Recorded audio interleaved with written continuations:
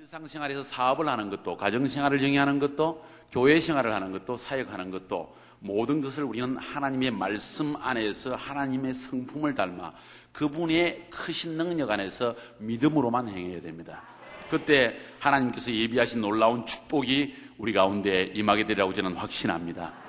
지난 이틀 동안에 참 이 교회에 저를 불러주신 이신홍 목사님께 진심으로 감사를 드립니다. 제가 말씀으로만 들었고 존경하는 목사님이셨고 정말 온유하시고 겸손하시고 모든 교계의 모본이 되시는 목사님이란 말씀을 제가 너무나 많이 들었습니다. 그래서 제가 마땅히 듣고 배워야 할 터인데 젊은 목사가 이렇게 금방지게 자꾸 와서 말만 하게 되어서 죄송한 마음 정말 금할 수가 없습니다. 단지 제가 올 수 있는 기회가 많지 않기 때문에 또 저에게 주신 은혜를 함께 나누기를 원하는 마음에서 단지 이 자리에 섰습니다. 그래서 부족한 종을 용납해 주시고 또 무엇보다 주님의 말씀을 함께 상고함으로 말미암아 은혜 나눌 수 있기를 주님의 이름으로 축원합니다. 귀한 장로님들 또 귀한 재직들 우리 귀한 성도님들 만나게 돼서 너무나 반갑고요. 참 예배 찬양 드리기 시작할 때 내 집에 온 것 같은 기분이다. 평안한 또 찬양을 함께 제가 베이스로 옛날에 성가대에서 봉사를 했기 때문에 베이스 부분을 함께 부르면서 기쁨이 충만했습니다. 선교지에서는 찬송가를 잘 몰라요, 다들. 그래서 우리는 요즘 나오는 복음성가가 전 세계는 다 유행하고 있습니다. 당연히 그런 줄 알아요. 우리가 한국교회 처음 예배 드릴 때 1800년대 미국에서 말기에 일어났던 부흥회 때 부르던 노래를 마치 성경처럼 우리는 불렀거든요. 지금도 부르고 있거든요. 똑같은 일이 선교지에서 일어나고 있습니다. 선교지에서는 지금 전 세계에서 부흥 가운데서 일어나고 있는 부흥성가들을 찬송가로 생각하고 그게 전부 다인 줄 알고 또 부르고 있어요. 똑같은 일들이 일어난 것을 제가 보면서 참 마치 내 집에 온 기분을 제가 느끼고 오늘 다시 한번 기쁨을 맛보게 되었습니다. 함께 하나님 말씀을 상고할 수 있기를 바랍니다. 여호수아 1장 1절부터 9절까지 말씀을 함께 봉독하겠습니다.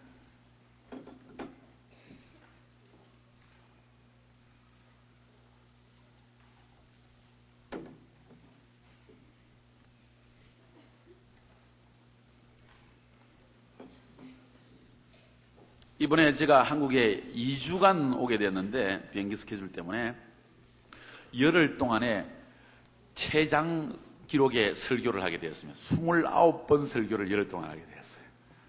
참 그것도 하나님께 너무나 감사를 드립니다. 설교를 할 수 있는 기회를 주신 것이. 왜냐하면 제가 독일에서 신학 공부 유학을 할 때 주님 언제 저를 써주시겠습니까? 전도사의 이름으로 신학 공부를 하고 있는데 전도사에게 누가 목회 자리를 줍니까? 또 독일에서 무슨 부목사를 둘 만한 큰 교회가 있습니까? 그러니까 공부만 해야 되는데 주의 종으로 부름받은 자가 말씀 전하고 싶지 공부하고 싶겠습니까? 책상에 앉아만 있고 싶겠습니까? 그래서 마음이 얼마나 안타까운지 모릅니다. 생생히 제가 기억합니다. 여름방학 때 독일 자동차 부품회사인 보쉬 회사에서 2달 동안 일을 하는데 모든 것이 전자동이에요. 그래서 8시간 동안 하루에 일을 하게 되어 있는데 그리고 한 달에 약 2,800 마르크, 그러니까 지금으로 하면 1,500달러 정도, 한 180만 원 월급을 받았단 말이에요. 학생이지만은 8시간 동안 뭘 하는 거 아니? 전자동 기계 앞에 서서 기계가 멈추면 보단만 탁 누르면 자동적으로 또 돌아가는 거예요. 그러니까 아무 일 하는 것이 없이 8시간 동안 보단을 한 번 내지 2번 누르면 그날 일이 다 끝나는 겁니다. 얼마나 괴로웠겠어요. 저는 행동주의자거든요. 가만히 있지를 못해요. 움직여야만 되는 사람인데 이런 사람을 하나님께서 그런 식으로 훈련을 시키시더라고요. 기계 앞에 서서 너무 안타까워서 제가 독일 성경책 조그마한 책을 아직도 기억납니다. 80마르크면 큰 돈이었는데 학생에게는 그 책을 사가지고 주머니에 넣어서 성경책을 몰래 읽었습니다. 작업을 담당하는 작업장이 와가지고 작업 중에는 아무것도 해서는 안 된다. 기계만 쳐다봐라. 아니 볼 것이 뭐 있느냐. 하루 종일 8시간 동안 한 번 내지 2번만 누르면 되는데 무슨 일이 할 일이 있다고 보라고 그러느냐. 그래도 기계만 보고 있으라는 거예요. 8시간을 기계만 쳐다보고 있자니 얼마나 제가 한심하게 느껴지는지 모릅니다. 하나님, 왜 무엇 때문에 저를 부르셨습니까? 8시간 동안 기계 쳐다보라고 저를 이 자리에 부르셨습니까? 하나님은 설교할 수 있도록 은혜를 주시옵소서. 가슴이 찢어지는 것 같았습니다. 주님, 저로 하여금 사역할 수 있는 기회만 주신다면 저는 제 생명을 다해서 사역하겠습니다. 그러다가 문득 생각이 났습니다. 이 2달의 기간을 하루에 8시간을 어떻게 이렇게 보낼 것인가 곰곰이 생각하다가 뭐 한지 아세요? 8시간 동안 기계 앞에 서서 기계를 보고 설교를 했습니다. 부활에 대해서 설교를 했습니다. 십자가에 대해서 설교를 했습니다. 예수를 믿으라고 막 전하기 시작했습니다. 제가 혼자서 기계 앞에 서서 중얼중얼대고 막 힘을 주고 하니까 작업 반장이 또 와가지고 물어 뭐 하는 거냐고. 지금 기계 쳐다보고 있다고. 그런 시간을 보낸 적이 있습니다. 그런 가운데 하나님께서 저를 카자흐스탄의 선교사로 부르셨을 때 저에게 석사학위, 박사학위가 중요했겠습니까? 아니요. 그건 한 장의 종이짝에 불과한 것이죠. 하나님의 콜링, 부르심, 그것을 성취할 때 내 삶에 기쁨이 있고 만족이 있는 것을 저는 철저하게 체험했습니다. 그래서 주님께서 불러주셨을 때 내가 조금도 시간을 허비하지 아니하며 주님 앞에 부끄럽지 아니하며 내가 그 고난의 시간에 사역치 못했던 그 아픔의 시간을 기억하면서 열심을 다해 사역하리라 하는 결단을 내리며 지금까지 살아왔습니다. 그래서 14년째 카자흐스탄 공화국에서 모슬렘들과 러시아인들을 대상으로 사역을 해왔고 또 계속 사역하고 있습니다. 요수아 1장 1절부터 9절까지 말씀을 함께 봉독하겠습니다.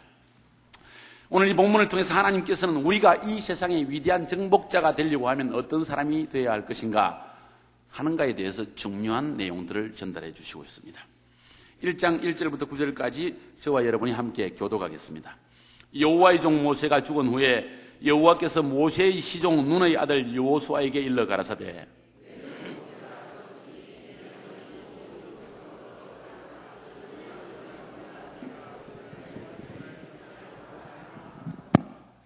내가 모세에게 말한 바와 같이 무릇 너희 발바닥으로 밟는 것을 내가 다 너희에게 주었노니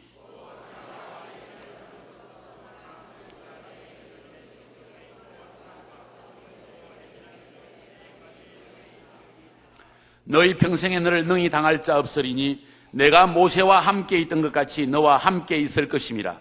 내가 너를 떠나지 아니하며 버리지 아니하리니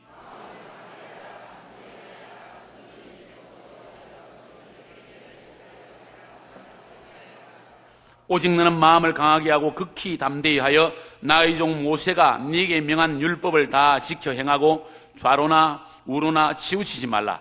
그리하면 어디로 가든지 형통하리니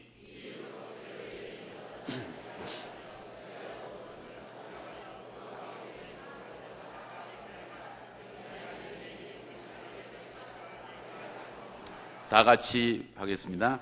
내가 네게 명한 것이 아니냐. 마음을 강하게 하고 담대히 하라. 두려워 말며 놀라지 말라.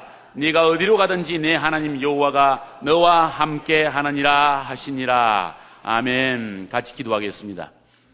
살아계신 아버지, 놀라운 은혜와 자비를 우리에게 베풀어 주심을 감사합니다. 죄를 사하여 주셨고 우리의 허물을 가리워 주셨사오며 우리에게 새 용기와 희망을 주사 절망에서 벗어나게 해주시고 하나님의 크심과 위대하심과 은혜로우심을 체험하며 살 수 있도록 도와주심을 감사합니다. 그뿐만 아니라 우리에게 성령을 허락하여 주시사 매 순간 발걸음마다 우리가 실족치 아니하며 주와 동행하며 살게 해주심을 감사드립니다. 이 시간 주님 우리와 함께 하심을 믿으며 주님의 말씀 듣기 위해 한자리에 모였습니다. 성령이여 우리의 귀를 열어주시고 우리의 마음을 열어주시옵소서. 우리는 소원합니다. 주님의 음성 듣기를 사모합니다. 주님 친히 임재하여 주시기를 소원합니다. 우리의 삶을 살리는 말씀을 주시옵소서. 지식에 그치는 말씀이 아니라 우리의 손과 발을 움직이며 우리의 심령을 뜨겁게 하며 우리의 마음에 주님을 향한 사랑이 불같이 일어날 수 있는 생명의 말씀을 허락하여 주시옵소서. 세상을 이길 수 있는 말씀을 주시옵소서. 나 자신의 연약함을 이길 수 있는 말씀을 주시옵소서. 죄악을 이길 수 있는 말씀을 허락하여 주시옵소서. 그래서 주님의 이름으로 세상을 정복하며 사는 승리자가 되게 하여 주시옵소서. 예수님의 이름으로 간절히 기도드렸습니다. 아멘. 모세를 이어받아서 여호수아가 이스라엘의 지도자가 되었습니다. 어찌 보면 하나님께서 이스라엘 백성을 애굽에서 이끌어내어 광야를 거쳐 가나안 땅으로 인도하여 가는 과정 가운데 이제 광야의 시대는 끝나고 새로운 시대가 시작되었습니다. 새로운 시대는 한마디로 표현하면 정복의 시대라고 말할 수 있습니다. 광야는 한마디로 연단의 시대라고 말할 수 있었습니다.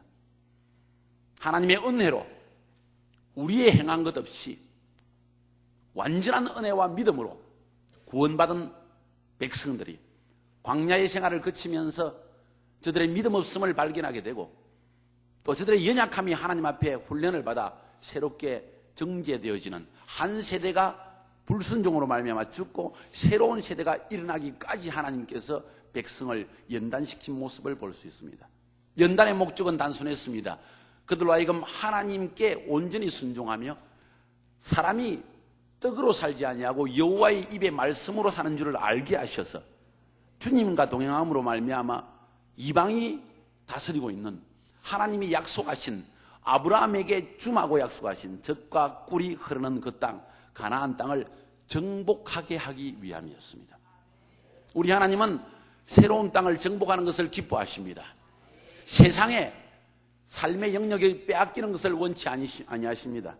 정치계가 주 예수 그리스도의 이름으로 회복되기를 원하시고 경제계를 주 예수 이름으로 정복하기를 원하시고 문화를 정복하기를 원하십니다. 하나님은 이 세상의 모든 민족을 또한 정복하기 원하십니다. 한 민족도 정복되지 못할 때, 복음으로 점령되지 못할 때 주님은 다시 오지 못한다는 것이 성경이 우리에게 기록하고 있는, 가르치시고 있는 진리의 말씀입니다. 그러므로 성경의 하나님은 믿음의 하나님일 뿐만 아니라 축복의 하나님일 뿐만 아니라 정복의 하나님입니다. 그런데 우리가 분명히 알아야 할 사실은 정복의 하나님 홀로 모든 것을 정복하지 않으신다는 것입니다. 하나님은 사람과 함께 동역하여 일을 하십니다. 그러므로 지상에 있는 하나님의 백성들을 매우 귀히 여기십니다. 백성들 가운데에서도 하나님은 지도자를 매우 귀히 여기십니다. 오늘 이 본문의 말씀은 하나님께서 새로운 지도자가 된 여호수아에게 던진 말씀이십니다. 어찌 보면 모든 성도는 지도자로 부름을 받았습니다. 제가 세미나 중에서도 말씀을 드렸지만 창세기 1장 28절에 하나님께서 인간을 창조하시고 그들에게 복을 주시며 말씀하시기를 생육하고 번성하라, 땅에 충만하라, 땅을 정복하라 하는 말씀을 주셨어요. 그리고 다스리라, 땅에 있는 모든 기는 것과 바다에 있는 모든 물속에 있는 물고기들과 공중에 있는 새를 다스리라. 다시 말해서 하나님의 형상대로 지음받은 인간은 번성할 수 있는 권세와 정복할 수 있는 권세와 그리고 지도할 수 있는, 다스릴 수 있는 권세를 받은 것이 인간이라는 존재라는 것입니다. 다시 말해서 모든 인간은 태어날 때부터 이러한 지도력을 하나님으로부터 가지고 태어났다는 것입니다. 다만 사탄에게 속아서 과거의 삶에 얽매여서 우리는 지도력을 상실해왔고 남편이 지도자로서, 가정에서 지도자로서 이 역할을 하지 못하게 되며 직장에서 온전한 지도자의 성품을 나타내지 못하게 되며 이렇게 해서 사회는 피폐하고 가정은 깨어지고 만 것입니다. 그러므로 성경적 지도력을 다시 회복하면 하나님, 사탄에게 빼앗겼던, 세상에 빼앗겼던 영역은 다시 정복되어질 수 있습니다. 그러므로 하나님은 모든 그리스도인들을 정복자로 만들기를 원하십니다. 그런데 교회는 성경에서 보는 것처럼 광야의 시대를 거쳐가게 되어 있습니다. 고난의 시대를 거쳐갑니다. 연단의 시대를 거쳐갑니다. 이 고난과 연단과 이 광야의 시대의 가장 중요한 요소는 하나님은 우리에게 비록 잘 모를지라도 믿음으로 순종하며 가기를 원하신다는 것입니다. 그 훈련을 통해서 순종의 사람을 준비하시고 순종을 사람을 통해서 정복이라는 위대한 축복을 나눠 주신다고 저는 믿는 것입니다. 자, 어떤 사람이 위대한 정복자가 될 수 있을까요? 위대한 정복자가 되기를 원하는 분 오른손을 높이 들어주시기 바랍니다. 그리고 할렐루야 한번 말해주시기 바랍니다. 그렇습니다. 우리는 하나님의 정복자로 부르심을 받았습니다. 지금까지 실패자였다면 우리의 지난날의 삶이 부부 싸움과 직장에서의 모든 자신의 삶의 실패와 이런 것으로 말미암아 나는 패배자다, 실패자다, 나는 할 수 없다는 생각으로 가득 찼다면 오늘 본문의 말씀을 통해서 정복자로 새롭게 태어날 수 있기를 주님의 이름으로 축원합니다. 하나님은 여러분을 정복자로 만들기를 원하십니다. 세미나 중에 또 말씀드렸지만은 정복자, 위대한 위인, 지도자는 태어나는 것이 아니라 만들어지는 것입니다. 준비되어지는 것입니다. 우리의 삶의 과정을 통해서 만들어지는 것입니다. 그러므로 하나님은 그의 말씀을 통해서 성령의 역사를 통해서 또 교회 안에 세우신 지도력을 통하여서 모든 성도가 왕같은 제사장으로서 세워지기를 원하는 것입니다. 그것이 바로 마틴 루터가 종교개혁을 할 때 말한 만인 제사장직의 회복이라는 것입니다. 오늘날은 모든 평신도가 지도자로 서야만 하는 시대가 되었습니다. 그러나 이런 일을 위해서는 하나님의 교회 안에 강력한 지도력이 서야만 합니다. 이스라엘이 가나안 땅에 들어가 하나님께서 약속하신 땅을 점령하기 위해서 아직 이방족 속이 가득한 그 땅, 아직 발도 디디지 않은 이 가나안 땅을 정복하기 위해서 필요했던 요소가 뭘까요? 강력한 지도력이었습니다. 성경은 민주주의를 지시하는 것 같지가 않아요. 성경은 한 명의 기름 부은 받은 지도자를 하나님은 말씀하고 있습니다. 아브라함은 하나님의 부름받은 한 명의 하나님의 사람이었습니다. 노아는 하나님의 택함 입은 한 사람이었습니다. 모세는 하나님의 기름 부음 받은 한 명의 지도자였습니다. 그를 통하여서 하나님은 모든 이스라엘 백성에게 필요한 비전의 말씀과 생명의 말씀을 주시고 그를 통해서 하나님의 역사를 이루어내시고 광야의 모든 위험을 이길 수 있는 권력을 그에게 주셨던 것입니다. 그리고 이러한 권세가 오늘 모세는 죽고 여호수아에게 넘어가게 된 것입니다.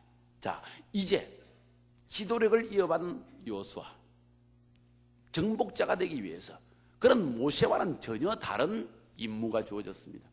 전혀 다른 새 일이 하나님으로부터 주어졌습니다. 모세는 백성들을 광야를 거쳐서 연단의 시기를 통하여 백성을 이끌어내는 일을 위해서 부르심을 받았습니다. 흑암 세상 가운데 있는 백성들을 광야로 끄집어내는 중요한 역할을 감당했습니다. 그러나 이제 여호수아의 임무는 다른 것이었습니다. 그런 연단받은 이스라엘 백성들을 새 땅을 정복하는 일로 부르는 일로 부름받았습니다. 이것이 여호수아에게 새로운 사역이었습니다. 저는 이렇게 생각해 봅니다. 오늘 낮에 이 교회에 와서 주의 말씀을 선포해야 되는데 어떤 말씀을 선포해야 될 것인가? 제가 설교한 많은 말씀들이 있습니다. 어떤 말씀을 주님 원하십니까? 그런데 한 번도 전하지 않은 이 말씀을 하나님이 전하라고 말씀하셨어요. 그래서 제가 기도했습니다. 주님, 이 말씀은 아닌 것 같은데요. 하면서 제가 오전 내도록 제가 이 말씀을 묵상하면서 기도했을 때 어쩌면 하나님께서 우리 신길교회에 이 말씀이 필요한 때가 아닌가 하는 생각을 저에게 언뜻 주셨어요. 왜냐하면 많은 세월을 통하여서 하나님은 신길교회, 아니 성결교회 전체를 연단시키시고 준비시키시고 새로운 사역을 위해서 지금 출발하는 시점에 놓여 있는 것은 아닌가 하는 그런 생각을 가지게 되었기 때문입니다. 이신웅 목사님 같은 유명하신 분, 또 하나님의 마음에 합한 자를 세워주신 것도 뭔가 새로운 시대, 한국교회 전체에도 영향을 줄 수 있는 새 일을 하게 하시기 위해서 이러한 역사를 준비해 놓으신 것은 아닌가, 이런 생각을 제가 하게 되었기 때문입니다. 자, 그렇다면 여호수아, 정복자로 부름받은 여호수아는 정복자가 되기 위해서 어떤 성품을 지녀야만 했을까요? 무엇이 그로 하여금 정복자가 되게 했을까요? 어떤 사람이 우리의 크리스찬의 삶의 영역에 있어서 진정한 정복자가 될 수 있습니까? 오늘 본문의 1절부터 9절까지의 말씀을 한 절 한 절 여러분과 함께 살펴보기를 원합니다. 1장 1절의 말씀에 보니까 여호와의 종 모세가 죽은 후에 여호와께서 모세의 시종 눈의 아들 여호수아에게 일러가라사대, 이렇게 말씀하고 있습니다. 참으로 대칭적인 말씀입니다. 저는 이 말씀을 읽을 때마다 너무나 대칭적인 한 가지 말씀을 인해서 쇼크를 받았습니다. 무엇인가 하니 여호와의 종 모세라는 말입니다. 다른 한 가지 말은 모세의 시종 여호수아라는 말입니다. 하나님은 여호수아를 모세의 후기자로 삼았습니다. 이스라엘 전체의 지도자로 삼았습니다. 그런데 그 여호수아를 말씀하시기를 뭐라고 말씀하시는 거 아니? 하나님의 종 여호수아라고 말하지 않고 모세의 시종, 이 말은 손발 닦는, 쉽게 표현하면 구두 닦아주는 종 여호수아를 지도자로 삼으셨다는 이야기입니다. 어떤 사람이 참된 하나님의 정복자입니까? 종의 마음을 가진 자입니다. 옆에 사람 얘기합시다. 종의 마음을 가진 사람이 정복자가 될 수 있습니다. 여호수아는 모세와 함께 하나님의 일을 감당하며 나아갈 때 그는 하나님을 섬긴다기보다는 모세를 섬겼다는 것입니다. 모세는 하나님의 종이었고 여호수아는 모세의 종이었다는 것입니다. 왜 그런 것을 하나님께서 말씀하실까요? 이유가 있습니다. 하나님은 질서의 하나님이기 때문입니다. 또한 하나님은 종의 마음을 가진 자를 사용하시기 때문입니다. 능력 있는 자를 사용하는 것이 아니라, 지혜 있는 자를 사용하는 것이 아니라, 권력으로 군림하는 자를 사용하는 것이 아니라 섬기기를 원하는 자를 사용하신다는 것입니다. 그래서 예수 그리스도께서 이 땅에 오실 때 내가 온 것은 섬기기 위함이라고 말씀하셨습니다. 섬김을 받기 위함이 아니라 섬기기 위함이요, 내 목숨을 그들을 위해서, 심지어 죄인들을 위해서 바치기까지 섬기기 위해서 오셨다는 것이 예수님이 오신 목적이라는 것입니다. 한마디로 표현하면 종의 마음을 가진 자, 그를 하나님께서 종의 형체로 하나님의 아들이라 칭함을 받기를 거절하시고 종의 형체를 가지고 인간의 형상으로 오셨기 때문에 그분을 결국은 높여서 만물이, 모든 세상의 이름이 그 발 앞에 복종하고 경배하게 만들어 놓았다는 것입니다. 한국에 수많은 교회들이 있습니다. 저는 그렇게 생각합니다. 저도 선교사입니다. 주의 종입니다. 담임 목사입니다. 종종 그런 생각을 했습니다. 저희 사모가 저에게 참 도전을 많이 줘요. 항상 제 귀에 대고 하는 말이, 당신 교만하면 끝장이야. 당신 절대 교만하면 안 돼. 주일 설교 끝나고 제가 내려오면요, 저희 사모가 그럽니다. 당신 왜 오늘 흥분했어? 성도들을 그렇게 얕잡아 보면 안 돼, 당신. 저는 그 말을 들을 때마다 내가 또 잠깐 교만했구나. 하나님 앞에서 마땅히 해야 될 본분을 상실하고 인간을 드러내기 시작했구나. 나의 고집을 주장하기 시작했구나. 그리고 그 순간 계속적으로 회개치 아니하고 교만한 마음과 군림하는 자세로 나아가기 시작할 때 하나님은 은혜를 거두어 가시는 것을 제가 체험했어요. 그리고 추종자가 사라지는 것을 알았습니다. 존경심이 사라지는 것도 보았습니다. 교회가 하나 되지 못하는 것을 보았습니다. 모든 사람이 저를 닮아간다는 사실을 깨닫게 되었어요. 하나님은 여호수아를 통하여서 가나안 땅을 정복하기 전에 다른 무엇보다도 성품 있는 자를 사용하셨다는 이야기입니다.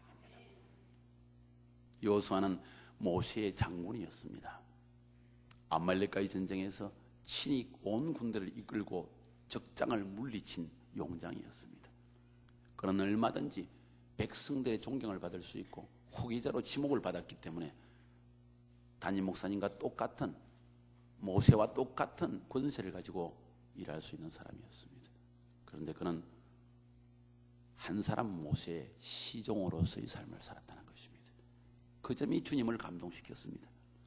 아마 모세의 주위에 여호수아, 갈렙, 지파, 12지파의 장들, 엄청나게 유능하고 요새 말로 세상에서 잘 나가는 사람들이 많았을 것이라는 이야기죠. 그런데 하나님은 그 많은 사람 가운데 다른 사람을 택하지 아니하시고 여호수아를 택하시고 그를 사용하셨다는 이야기입니다. 이 점이 우리에게 굉장한 감동을 만들어내는 것입니다. 이 점이 바로 우리가 사회에서 불신자 앞에서도 어떻게 행동해야 할 것이며, 교회 안에서 상호간에 어떻게 행동해야 할 것이며 하는 것을 보여주는 아주 적절한 말씀이라고 저는 생각합니다. 종은 중얼거리거나 불평하지 않습니다. 숨어서 말하지 않습니다. 종은 군림하지 않습니다. 종은 하나님의 시키는 일, 그의 주인이 시키는 일을 하기에 바쁜 사람이라는 이야기입니다. 종으로 섬기는 마음을 가질 수 있기를 주님의 이름으로 축원합니다. 섬기는 순간부터 주님은 동행하기 시작하시기 때문입니다. 위대한 정복자는 힘으로 되는 것이 아니라 성품으로 되어진다는 이야기입니다. 참 아이러니하게도 저는 젊었을 때 세상 책들을 많이 읽지를 못했어요. 그런데 참 오해하실 분도 있을지 모르겠지만 지난 3주 전에 삼국지를 제가 다 읽었어요. 삼국지를. 그걸 줄여놓은 축소판으로 제갈공명의 그 생애를 중심으로 해가지고 삼국지를 적었는데 공명의 선택이라는 책이에요. 그 책을 읽으면서 제가 감동을 많이 받았어요. 많은 그 당시에 용장들이 일어났는데 유비라는 사람이 천하를 대표하는데 그 이유가 뭔가 성품의 사람이었다는 이야기를 하더라고요. 이야, 세상에도 똑같은 원칙이 적용되는구나. 성품만이 오래 남는 것입니다. 성품만이 존경을 낳습니다. 성품만이 하나님의 역사를 일으킵니다. 성품은 사람들을 추종하게 하는 능력입니다. 종의 마음을 소유할 수 있기를 주님의 이름으로 축원합니다. 종의 영이 이 교회 안에 충만할 수 있기를 주님의 이름으로 축원합니다. 이런 사람만이 하나님의 위대한 정복자가 될 수 있다는 이야기입니다. 두 번째 2절 말씀을 봅니다. 어떤 사람이 위대한 정복자가 될 수 있는가? 내 종 모세가 죽었으니 이제는 너는 이 모든 백성으로 더불어 일어나 이 요단을 건너 내가 그들 곧 이스라엘 자손에게 주는 땅으로 가라. 저는 이 말씀을 읽으면서 다양하게 해석할 수 있겠죠. 그런데 너는 이 모든 백성으로 더불어 일어나 요단을 건너서 이스라엘 자손에게 그들에게 주는 땅으로 가라. 여호수아에게 주는 땅이 아니라는 거예요. 모세에게 주는 땅이 아니라는 거예요. 이스라엘 백성에게 주는 땅이라는 것입니다. 여러분 모두에게 주는 교회요. 여러분 모두에게 주신 사역이라는 것입니다. 담임 목사님 한 명의 사역이 아니며 장로님 한 분의 몇 분의 사역이 아니며 모든 성도들의 사역이라는 것입니다. 다른 말로 표현하면 여호수아에게는 헌신된 팀이 필요했다는 이야기예요. 그래서 보면은 여호수아가 이스라엘 백성들을 데리고 가나안 땅을 들어갈 때 백성들을 팀으로 나눠서 데리고 들어갑니다. 아직 땅을 밟기도 전에 12지파의 장들을 불러가지고 각 지파의 장들에게 땅을 분배해 주는 모습을 볼 수 있습니다. 너희들이 땅이라는 겁니다. 너희들이 가서 점령해야 될 땅이라는 것입니다. 너희들이 주인의식을 가져야 된다는 것입니다. 너희들이 책임의식을 가지고 교회를 책임지며 사역을 책임지며 사역 속으로 뛰어들며 너희들이 헌금하며 너희들이 시간을 바치며 너희들이 정력을 다해 설교하며 너희들이 전도하며 너희들이 사역해야 된다는 것이다. 이것이 바로 교회라는 것입니다. 그래야만 불신세계가 정복되어질 수 있다는 것입니다. 팀의 중요성입니다. 일어나라. 일어나서 가라. 그런데 먼저 점검해보라. 함께 갈 백성이 있는가? 더불어 갈 수 있는 백성인가? 아니면 너는 혼자서 가고 있는가? 아니면 각자 다 따로 가고 있는가? 아니면 더불어 갈 백성. 한 비전. 가나안 땅은 그들에게 공통적인 비전이었다는 이야기입니다. 저는 신길교회에 공통적인 비전이 있는 줄로 확신합니다. 신길교회 하나님이 주신 공통적 비전 달성을 위해서 모두가 함께 나의 사역이라는 책임의식을 가지고 나아갈 수 있기를 주님의 이름으로 축원합니다. 만약 12지파가 하나의 팀으로서 여호수아와 함께 가나안 땅을 들어가지 아니하였더라면 하나님은 여호수아를 부르지도 않았고 모세는 아직 죽지도 않았을 것이며 여호수아는 지도자로 세우심을 받지도 못했을 거예요. 왜? 팀이 없기 때문에. 여호수아 한 명이 창을 들고 여리고성을 달려가겠습니까? 안 된다는 이야기예요. 모든 성도들이 이것은 나의 교회다. 모든 성도들이 이것은 우리의 교회다. 우리가 점령할 땅이다. 한국이 아직도 세우지 못한 교회 지역은 우리가 가서 개척해야 될 지역이다. 전 세계 8,000개 이상 아직도 전도되지 못한 미전도 종족 지역은 우리가 점령할 땅이다. 목사님이 선교원금 하라고 그랬으니까 한 달에 얼마씩 합시다. 시골 교회들 개척하는데 도와주라 그냥 도와줍시다. 방관자가 아니라는 것이죠. 이스라엘 백성들이 가나안 땅을 약속으로 받았음에도 불구하고 점령하지 못했던 이유는 책임의식이 없어서 그 땅에 들어가 그 땅 민족과 언약을 맺고 그냥 주저앉아 버렸어요. 세상과 함께 좋다, 즐겁다, 축복을 받았다. 이제는 만나 없어도 이 땅에서 서로 먹고 살 수 있다. 집도 지었다. 뭐가 불편하냐? 하나님 감사합니다. 주저앉았다는 것입니다. 우리 하나님은 정복의 하나님이십니다. 우리 하나님은 끊임없이 전진하기를 원하십니다. 머물러 있는 교회를 사랑하지 않습니다. 머물러 있는 성도를 축복하지 않습니다.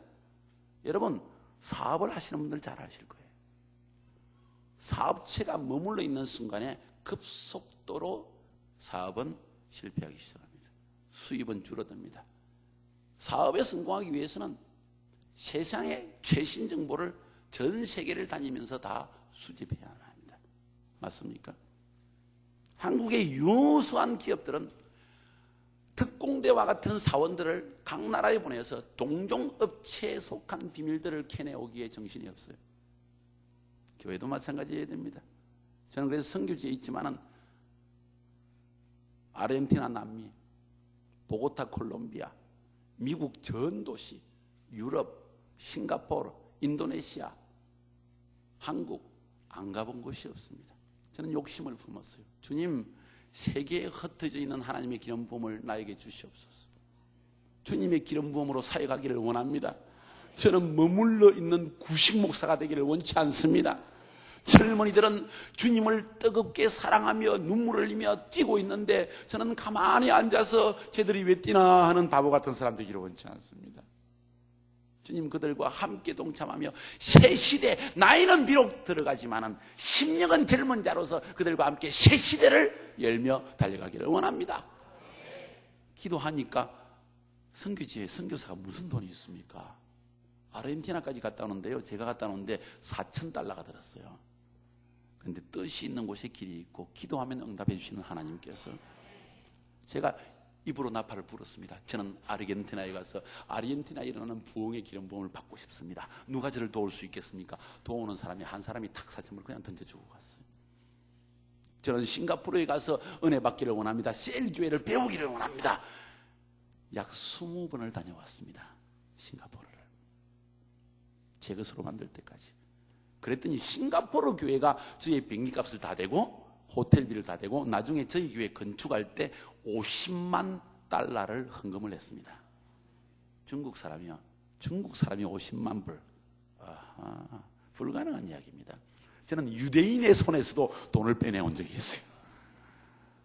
비전은 사람의 마음을 감동시킨다고 저는 믿고 있습니다. 주님을 사랑하는 마음은 모든 사람을 감동시킬 수 있습니다. 우리는 능히 행할 수가 있습니다. 물질이 없어 못하는 것이 아니고 환경이 어려워서 못하는 것 아닙니다. 하나님이 도우시면, 우리의 마음 중심에 주님을 사랑하는 마음이 있으면 그분은 우리를 도와주신다고 저는 확실히 믿고 있습니다. 여호수아에게는 12지파, 그들이 하나의 팀이었습니다. 교회로 말하면 팀 사역을 이루었다는 이야기입니다. 여호수아가 아무리 뜨거운 비전을 가지고 있어도, 아무리 하나님의 콜링에 충만해도, 그가 아무리 용장이었다 할지라도 여호수아에게 12지파의 장, 그들이 없었다고 한다면, 팀이 없었다고 한다면 약속의 땅은 저 멀리 있는 떡에가 불과한 거예요. 그래서 하나님은 광야를 통해서 하나님께서 민수기 1장 1절에 보니까 여호수아의 모세에게 명령하시기를, 너 혼자 재판하지 말고 1000부장, 100부장, 50부장, 10부장 조직을 갖추어라. 또 그것도 안 된다. 나중에는 각 지파, 12지파, 지파별로 20세 이상으로 장정에 나갈 자를 선택해서 군대 조직을 갖추어라. 헌신된 자를 뽑아라. 싸움할 준비가 된 자를 뽑아내어라. 다윗의 용사들도 보니까 역대상에서 다윗의 용사들의 특징은 다 싸움에 나갈 준비가 되어 있는 사람이라는 표현을 쓰고 있더라고요. 교회는 싸움에 나갈 준비가 되어 있는 사람이 되어야 합니다. 싸움에 나갈 준비가 되어 있는, 영적 전쟁을 수행할 준비가 되어 있는, 세상과 싸울 준비가 되어 있는, 내 육신의 욕망과 싸울 준비가 되어 있는, 내 속에서 역사하는 죄악의 능력과 싸울 준비가 되어 있는 이러한 사람들을 팀으로 구성하여 하나님의 역사를 이루어 나가야 한다는 것입니다. 그때 교회 안에 뜨거운 열기가 흘러넘치며 수많은 헌신된 자가, 아니 한국 땅에 있는 모든 헌신된 자가 이 교회에 모여들 수 있다는 것입니다. 저는 그렇게 확신하고 있습니다. 신길교회 비전을 정확하게 함께 세우시고 그 비전을 가지고 가나안 땅을 점령하듯 나아가 점령할 수 있기를 주님의 이름으로 축원합니다. 하나님은 위대한 일을 행하실 것입니다. 새 일을 행하실 것입니다. 능히 행하실 수 있습니다. 얼마나 많은 성도님들이 있습니까? 얼마나 많은 성도님들이 있습니까? 헌신된 팀으로 만들어 그들과 함께 새 땅을 점령할 수 있기를 주님의 이름으로 축원합니다. 3절에 보니까 내가 모세에게 말한 바와 같이 무릇 너희 발바닥으로 밟는 곳을 내가 다 너희에게 주었노니. 무슨 말씀입니까? 하나님이 이미 권세를 주셨다는 것입니다. 따라합시다. 옆에 사람에게 얘기합시다. 하나님이 당신에게 이미 정복의 권세를 주셨습니다. 본문의 말씀을 보세요. 왜 이 말씀을 하십니까? 왜 하나님께서 내가 모세에게 말한 바와 같이 무릇 너희 발바닥으로 밟는 것을 내가 다 너희에게 주었노라. 왜 말씀하십니까? 그들이 두려워 떨기 때문에. 너희들은 그 땅을 점령하기 전에 너희 마음부터 먼저 점령하라는 거예요. 너의 마음이 두려움과 의심으로 가득 차 있으며, 그리고 불평과 혹은 안주하는 의식으로 가득 차서는 결코 그 땅을 점령할 수 없기 때문에 너희들은 너희의 마음을 먼저 점령해야 된다는 것이에요. 내가 이미 그 땅을 다 너희에게 줬지 않느냐? 실제로는 주지 않으셨어요. 무엇을 의미합니까? 약속 안에서 너희들은 이미 받았다는 것을 믿으라는 것입니다. 믿는 그 믿음 가운데서 너희 속에 있는 두려움과 불신과 의심과 의구심과 모든 것들을 다 제거해버리라는 것입니다. 사람의 마음의 생각이 어떠하면 그 사람의 위인도 어떠하다고 그랬습니다. 마찬가지입니다. 우리의 마음의 생각이 어떠냐에 따라서 우리의 삶의 결과는 나타난다는 것입니다. 먼저 우리의 생각을 먼저 점령하라는 것입니다. 우리의 마음속에 있는 부정적인 요소를 하나님의 약속의 말씀으로 제거해버리고 약속의 말씀을 붙들고 나아가면 하나님께서 역사해 주신다는 그런 말씀을 우리에게 던지고 있는 것입니다. 가나안의 7족속, 이들은 다양한 방법으로 이스라엘 백성을 괴롭히는 자들이었습니다. 두려움의 마음을 던져주는 족속도 있을 것이고, 교활하게 거짓으로 사람을 속이는 그러한 족속도 있을 것이고, 그들의 영혼을 도적질하여 다른 신에게 경배하게 하는 악한 신들도 있을 것이고, 다양한 신, 오늘날로 말하면 물질주의, 세속주의, 우상숭배, 부정부패, 간음, 퇴폐, 가나안 7족속은 바로 이것을 우리에게 상징해 주는 거예요. 이들을 점령하라는 것입니다. 그들은 가만 내버려 둔 채 그들의 소나기에 아직 미치지 못한 약한 몇 사람은 겨우 구원하고 그것으로 기뻐할 것이 아니라 아예 적을 목을 쳐버리라는 것입니다. 여리고성을 공격해 무너뜨리라. 아이성을 공격해서 무너뜨리라. 가나안 7족속을 다 사로잡아라. 그러면 저절로 모든 가나안 땅은 이스라엘에 돌아오게 될 것이다. 정복자입니다. 위대한 정복자는 먼저 그 심령부터 정복하는 자입니다. 정복할 수 있기를 주님의 이름으로 축원합니다. 4절에 보니까 곧 광야와 이 레바논에서부터 큰 하수 유브라데에 이르는 해족속의 온 땅과 또 해지는 편대까지 너희 지경이 되리라. 따라합시다. 나의 지경. 지도자는 자신의 사역의 지경을 알아야만 합니다. 나의 지경이 어디인가? 하나님은 나를 어떤 사역을 위해서 부르셨는가? 이신웅 목사님을 하나님께서 성결교단에만 사용하시는 성결교단이라는 지경으로만 부르셨는가? 아니면 한국 교계에 영향을 미치는 분으로 부르셨는가? 이것은 바로 인식의 차이예요. 우리 장로님들은 이 교회 안에만 영향을 미치는 장로님들로 하나님이 부르셨는가? 아니면 이 사회 전체에 영향을 미치는 한국 교회 전체의 모본이 되어지는 그러한 당회로 부르셨는가? 이것이 문제라는 거예요. 우리의 믿음이 커지고 우리의 스케일이 커지면 우리의 성품도 커지게 되어 있습니다. 우리의 믿음도 커져갑니다. 우리 삶에 일어나는 역사도 달라진다는 이야기입니다. 그래서 하나님께서 말씀하시는 것입니다. 직접 지경을 설정해 주는 겁니다. 주님 앞에 나아가야 합니다. 주님, 나의 지경은 어디까지입니까? 주님, 나에게 주신 은사는 어디까지입니까? 주님, 나에게 명령하신 분야는 어디입니까? 저는 하나님에게 지경을 받았어요.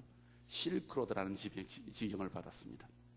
몽고에서부터 시작해서 중국 신장성 모슬렘 지역입니다. 카자흐스탄, 기르기스탄, 우즈베키스탄, 타지키스탄, 투르크메니스탄, 아제르바이잔, 터키, 이 지역을 저희는 실크로드로 명명하고 있어요. 맨 처음에 하나님은 저를 알마타로 부르셨어요. 알마타가 저희 지경이었습니다. 열심히 충성했습니다. 한 7년이 지났을 때 하나님께서 카자흐스탄을 저희 지경으로 주셨습니다. 열심히 섬겼습니다. 카자흐스탄에 있는 모든 교회들이 알고 있습니다. 저희 교회가 모든 교회를 섬기는 교회인 것을. 몇 년 동안 한 2년 정도 섬겼더니 하나님께서 저희 지경을 다시 넓혀주시는데 실크로드라 하면서 하나님께서 보여주셨습니다. 작년부터는 하나님께서 너무나 뚜렷하게 아랍 지역까지도 너희 주경으로 주노라 말씀하셨어요. 감사합니다. 저는 덥석 받았습니다. 믿음으로 받았습니다. 교만에서 받은 것이 아니라 믿음으로 받았습니다. 나는 알 수 없습니다, 주님. 그러나 주님이 지경을 넓혀주시니 믿음으로 받겠습니다. 가나안 땅을 정탐하러 가던 열 정탐꾼처럼 우리는 할 수 없습니다. 우리는 못합니다. 저는 그렇게 되기 원치 않는 거예요. 주님이 말씀하셨기 때문에 할 수 있다고 저는 믿습니다 하고 일단 말해놓고 그 다음에 때를 쓰는 거예요. 주시옵소서. 이 지경을 내 지경으로 만들 수 있는, 하나님의 지경을 만들 수 있는 은사와 성품과 능력을 나에게 주시옵소서. 여러분의 지경을 설정하시기 바랍니다. 사업을 하십니까? 문화의 영역에서 삶을 영위하고 계십니까? 정치계에서 일하고 계십니까? 여러분의 영역을 넓히라는 것입니다. 정확히 하라는 것입니다. 어떻게 그 영역을 알 수 있습니까? 주님 앞에 나아가야 합니다. 주님이 설정해 주셨어요. 광야와 발바닥으로 너희 발바닥으로 밟는 곳을 내가 다 너희에게 주었노니 어디를 밟아야 하느냐? 광야와 레바논에서부터 큰 하수 유브라데에 이르는 해쪽 소의 온 땅과 또 해지는편 대해까지 너희 지경이 되리라. 그 이상은 넘보지 말라는 것입니다. 그 땅이 내가 너희에게 지경으로 유업으로 준 땅이다. 그래서 이스라엘은 아직까지도 그 땅을 내 땅이라고 고집하고 있는 거예요. 정치인의 눈으로는 도저히 이해할 수 없어요. 팔레스타인에게 나라 줘버리면 될 텐데 평화가 있으면 좋지 않겠는가? 그러나 이스라엘은 줄 수 없어요. 그건 세상의 논리에 속한 문제가 아닙니다. 어떤 사람은 그럽니다. 이스라엘이 나쁜 사람이라고. 가만히 있다가 천몇백 년이 지나가지고 갑작스럽게 들어와서 이스라엘을 세워놓고 팔레스타인을 다 쫓아내려고 그런다고. 예, 정치의 논리로 이야기하면, 인간의 논리로 이야기하면 분명히 그렇습니다. 그런데 하나님이 지경으로 주신 땅이에요. 어느 누구도 그것은 반대할 수 없습니다. 그것을 반대하는 자는 거치는 돌이 되어서 산산이 부서져 버린다고 하나님이 약속하고 있습니다. 맞습니까? 약속의 말씀은 성취되는 것입니다. 인간의 논리를 버려야 합니다. 하나님께서 주시는 지경을 잡으시기 바랍니다. 그러면 여러분은 담대해질 수 있습니다. 사람의 말에 요동하지 않습니다. 왜? 하나님이 나에게 말씀하셨기 때문에. 이 지경을 받으시기 바랍니다. 다섯 번째, 너희 평생에 너를 능히 당할 자가 없으리니 내가 모세와 함께 있던 것 같이 내가 너와 함께 있을 것임이라. 내가 너를 떠나지 아니하며 버리지 아니하리니. 하나님의 전적 지원이 있음을 확신해야 합니다. 정복자는 사람의 지원을 찾아다니면 안 됩니다. 정신없이 그 숱한 시간을 하나님과 교제하며 하나님의 전적 지원을 바라며 하나님께 구하여서 받을 생각을 해야지. 이 사람 찾아가서 말로 어떻게 좀 해보려고, 저 사람 찾아가서 또 말로 뭔가 일을 쓰니 돈을 좀 어떻게, 그리고 좀 동의를 어떻게 얻어볼까, 실패하는 겁니다. 그건 인본주의입니다. 하나님은 말씀하시기를 내가 너를 떠나지 아니하리라, 내가 너를 버리지 아니하리라. 나를 믿으라, 나를 의지하라, 나에게 오라, 나에게서 받아라. 내가 너에게 준다고 약속한 것이 아니냐? 누구를 의지하는 것이냐? 너의 확신, 너의 용기, 너의 힘은 어디에서 나오는 것이냐? 인간의 도움과 인간의 위로함에 있는 것이냐? 아니라는 거예요. 하나님께서 너에게 약속했기 때문에 거기에서 너의 힘이 나오는 것이다. 지도자는 하나님의 전적 지원을 받고 있음을 알아야 됩니다. 사역에 들어가기 시작하면, 주님의 일을 시작하면요, 주님의 일을 안 할 때는 사탄의 역사를 안 하는데 진짜 주님의 일을 하려고 시작하면 마귀가 발동을 합니다. 참 기가 막히게 알아요. 귀신같이 알지? 당연하죠. 귀신같이 알죠. 우리는 성령님같이 알고. 아멘. 마귀가 정말 귀신같이 알아요. 마음속에 두려움의 영, 아주 세상을 사랑하는 마음, 간음의 영, 그리고 비판의 영, 정죄의 영, 미움의 영, 용서하지 못하는 영, 막 이런 악한 영으로 역사하기 시작합니다. 그때 지도자는, 여러분은 모두 지도자로 부름받았습니다. 그때 지도자는 요동하지 아니하며 담대히 있어서 주님만을 바라보아야 합니다. 하나님께서 모든 일을 처리하신다. 나는 주님께서 명하신 일만을 행하여 나아가리라. 주님의 전적 지원을 받는 존재이다. 나는. 여기에서 권세가 나타나기 시작하는 겁니다. 주의 종의 권세는 하나님으로부터 오는 것입니다. 6절에 보니까 마음을 강하게 하고 담대히 하라. 너는 이 백성으로 내가 그 조상에게 맹세하여 주리라 한 땅을 얻게 하리라. 정복의 권세를 너에게 주었노라. 이런 이야기입니다. 이 영역은 적어도 너의 것이다. 이 영역을 정복하는 권세는 너에게 주었지 다른 사람에게 주지 아니하였다. 가나안 7족속에게 주지 아니하였다. 이스라엘의 다른 지도자에게 주지 아니하였다. 12지파에게 주지 아니하였다. 난 너 모세에게 주었다. 여호수아에게 주었다. 담대하라. 내가 너와 함께 하리라. 승리할 수 있기를 주의 이름으로 축원합니다. 7절에 봅니다. 오직 너는 마음을 강하게 하고 극히 담대히 하여 나의 종 모세가 네게 명한 율법을 다 지켜 행하고 좌로나 우로나 치우치지 말라. 그리하면 어디로 가든지 형통하리라. 이 율법책을 내 입에서 떠나게 말며 주야로 그것을 묵상하여 그 가운데 기록한 대로 다 지켜 행하라. 그리하면 네 길이 평탄하게 될 것이라. 네가 형통하리라. 주님의 성품 안에 끝없이 거하라는 것입니다. 율법은 하나님의 성품입니다. 하나님의 이름도 하나님의 성품입니다. 율법 속에는 하나님이 어떤 존재이신 것을, 공의의 하나님인 것을 드러내고 있습니다. 여호와의 이름 안에도 하나님의 성품을 드러내고 있습니다. 여호와 샬롬, 우리에게 평강 주시기 원하시는 하나님의 성품을 보여줍니다. 여호와 니시, 승리 주기 원하시는 하나님의 성품을 보여주는 거예요. 그 율법의 말씀을 밤낮으로 주야로 묵상하라. 그 말씀 안에 거하라. 그것이 형통의 비결이다. 사람에게 좌우되지 말라. 사람의 말에 흔들리지 말라. 사람에게 도움을 구하지 말라. 하나님께 구하라. 너는 선포하라. 내가 너에게 말한 것을 행하라. 그리하면 내가 너와 능히 함께하리라. 이것이 하나님의 종의 자세요. 정복자의 자세라는 것입니다. 이것을 배워나가는 과정 속에서 우리 속에 정복자가 자라나기 시작하는 것입니다. 처음에는 어린아이와 같은 정복자가 점점 청년의 정복자가 되어집니다. 나중에는 노련한 노정의 정복자가 되어져서 말 한마디로 천하를 휘령하는 정복자가 될 수 있다는 것입니다. 저는 모든 우리 신길교회 성도님들이 그런 정복자가 될 수 있기를 주의 이름으로 축원합니다. 한 명도 빠짐없이 정복자의 길을 시작할 수 있기를 주의 이름으로 축원합니다. 율법의 말씀을 지켜 행하라. 이 율법의 말씀을 하나님이 언제 주셨습니까? 시내산에서 모세가 주님 앞에 나갔을 때. 이것을 좀 다른 말로 표현하면 하나님이 너에게 주신 비전 안에 굳게 거하라는 이야기도 될 수 있습니다. 모세 이전에 어느 누구도 율법을 받은 사람이 없었습니다. 모세만이 하나님의 말씀을 받았습니다. 그에게는 이것이 일생의 비전이요 이스라엘 백성을 위한 비전이었습니다. 제가 왜 이것을 비전이라고 또 다르게 해석할 수 있다고 말하는 거 아니? 하나님은 저에게 실크로드를 내가 너에게 주노라. 물론 제 한 명이 실크로드를 다 보고 만다는 이야기가 아닙니다.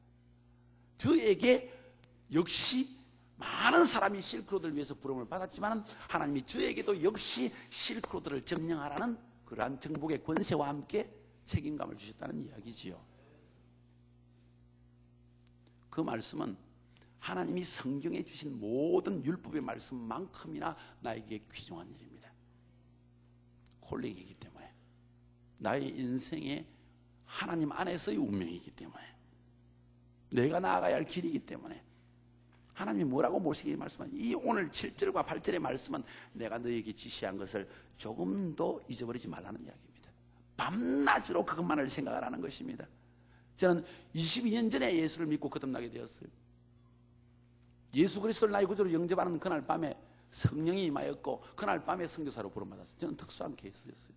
예수 믿기 전에 CCC 10단계 교재를 혼자서 공부했습니다. 고시 공부하는 방에서 제가 법대를 다녔기 때문에 법대 책을 다 밀어두고 인생 문제를 먼저 해결해야 되겠다. 그 다음에 뭔가 길을 결정했다 하고 결심을 하고 군대 갔다 와서 성경책을 사고 종로석에 가서 기독교 수석에 뒤져가서 팀 라이의 성경 암송의 비결, 성경 공부의 비결, CCC 10단계 교재, 내비게이터 또 그리고 UBF까지 가서 성경 공부를 했어요. 불신자였을 때 하나님을 좀 알기 위해서. 불신자였을 때 성경을 159절을 암송을 했습니다. 믿으시겠어요? 믿으세요? 제가 직접 그 구절을 다 적어가지고 외웠습니다. 성령을 받는 그날에 150개의 암송한 구절이 저희 가슴에 하나님의 활처럼 불화살처럼 와닿았습니다. 사도행전 1장 8절이 내 심장 속에 부딪혀 왔습니다. 로마서 15장 말씀이 저희 심장에 강하게 박혀버렸습니다. 15장 20절에 보니까 이런 말씀을 하고 있거든요. 또 내가, 바울의 이야기인데, 내가 그리스도의 이름을 부르는 곳에는 복음을 전하지 않기로 힘쓰노니 이는 남의 터 위에 건축하지 아니하려 함이라. 기록된 바 주의 소식을 받지 못한 자들이 볼 것이요 듣지 못한 자들이 깨달으리라 함과 같으니라. 이 말씀은 선교사 사명이에요. 그것도 이 말씀은 이사야에 있는 말씀을 인용하고 있는데 바로 모슬렘 선교에 대한 말씀이었어요. 22년 전에 하나님은 신적 계시로서 저를 모슬렘과 아랍의 선교사로 부르신 거예요. 만약 이 하나님이 주신 콜링과 비전을 내가 붙들지 않았다면 독일에서 6년간 많은 물질적인 연단과 인간적인 연단 속에 성품의 부족함 때문에 연단받는 과정에서 저는 쓰러져 버렸을 거예요. 하나님, 나는 이런 일을 못하겠습니다. 주님, 나는 이런 성품을 가지고 주님 일을 할 수가 없습니다. 뼈를 깎는 고통이 있을지라도 나의 성품을 주님 닮게 해주시옵소서. 아무리 기도해도 나의 악한 성품이 계속 드러나는 걸 깨달았습니다. 주님, 나는 도저히 변할 수 없는 죄인입니다 하고 펑펑 울 때 비로소 그때 하나님이 이제 알았느냐, 너는 죄인이니라, 내가 너를 사하여 주노라. 저는 그때 복음을 만났어요. 성령은 먼저 받았는데 복음은 그때 깨달았다는 사실이에요. 그때 진정한 감격의 눈물이 쏟아져 나왔다. 왜 그런 고통의 시간을 보내주셨는가? 그 고통의 시간을 이겨낼 수 있는 비결이 뭐였는가?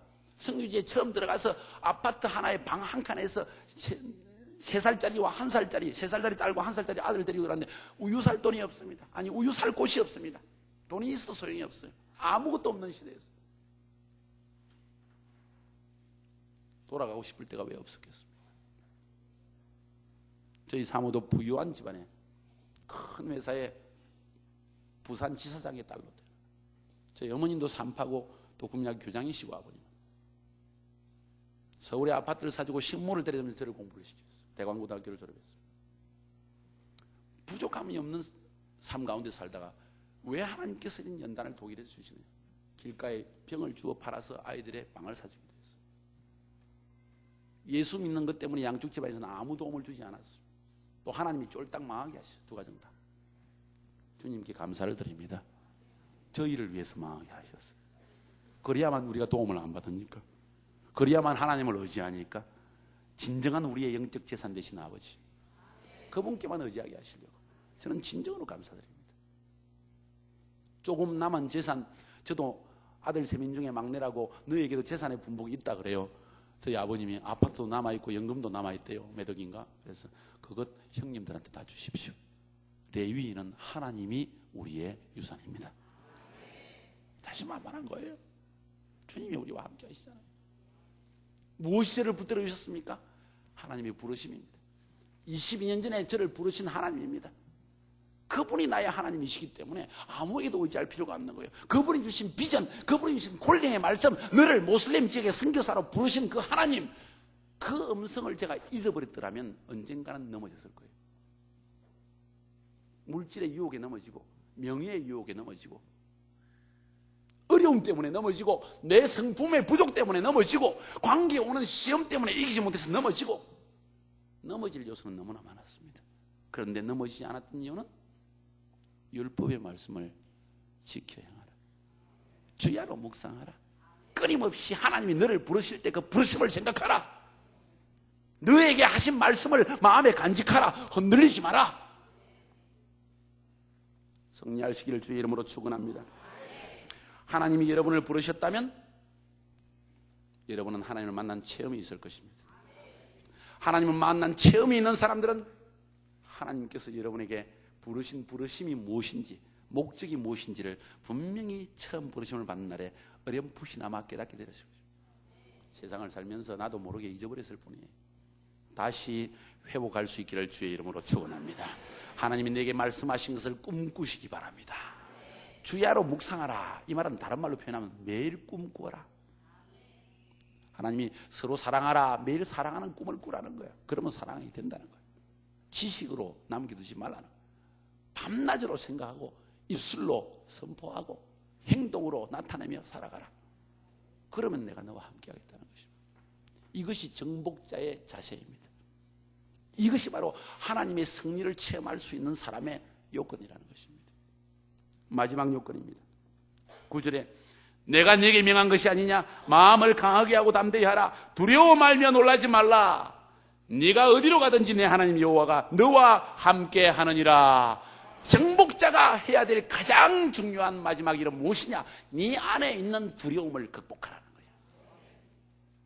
한순간도 두려움이 너의 마음을 점령하지 못하게 하라. 두려웠기 때문에 화를 내는 거예요.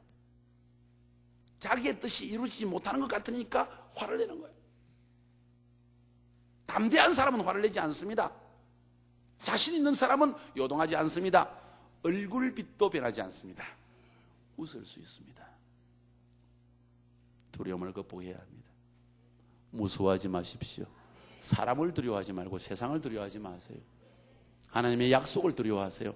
약속이 성취되지 못할까? 하나님이 나를 떠나면 어떨까? 이것을 두려워하시기 바랍니다.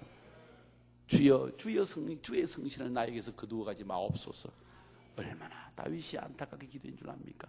그는 범죄한 것보다도 더 괴로운 사실이 범죄 때문에 주의 영이 나에게서 떠나면 어떡하나? 그것을 더 괴로워했어요. 그것이 회개하게 된 동기였습니다. 두려움을 극복하시기 바랍니다. 담대함과 인내를 잊지 마시기 바랍니다. 물러서지 말고 앞으로 나아가시기 바랍니다. 주의 비전의 말씀을 선포하고 꿈꾸고 그리고 그것을 붙들고 지속적으로 반복하며 또 지속하고 또 반복하며 또 지속하고 반복하며 나가시기 바랍니다. 제가 자주 인용하는 말이 있어요. 계란으로 바위를 치면 바위가 깨지는가 계란이 깨지는가? 계란이 깨진단 말이에요. 그런데 100만 번 계란을 연속으로 던지면 바위가 깨지기 시작합니다. 얼마나 던지냐에 달려있는 거예요.